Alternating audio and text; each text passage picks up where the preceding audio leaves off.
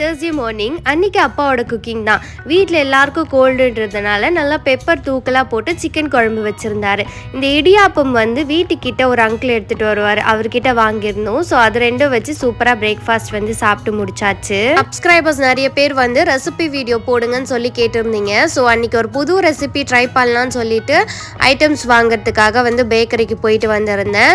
ஒரு சில வாட்டி வந்து இந்த மூளைக்கு என்ன கோளாறு ஆகுமோ தெரியாது, சம்மந்தமே இல்லாமல் இது கூட இதை கலந்து சாப்பிட்டு பார், இந்த சமையல் பண்ணலாமா, இந்த ரெசிபி ட்ரை பண்ணலாமான்னு சொல்லி திடீர்னு வந்து ஆர்வத்தை தூண்டும். அப்படி வந்து தோணுனதான் வந்து இந்த ரெசிபி.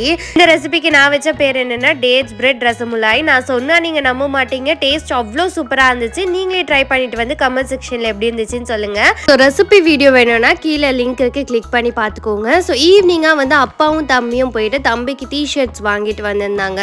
அப்புறம் நைட் டின்னருக்கு எதுவும் குக் பண்ணல, வெளியிலேருந்து பரோட்டா வாங்கி சாப்பிட்டாச்சு. ஸோ அன்றைக்கி டே அப்படி தான் போச்சு. நெக்ஸ்ட் vlogல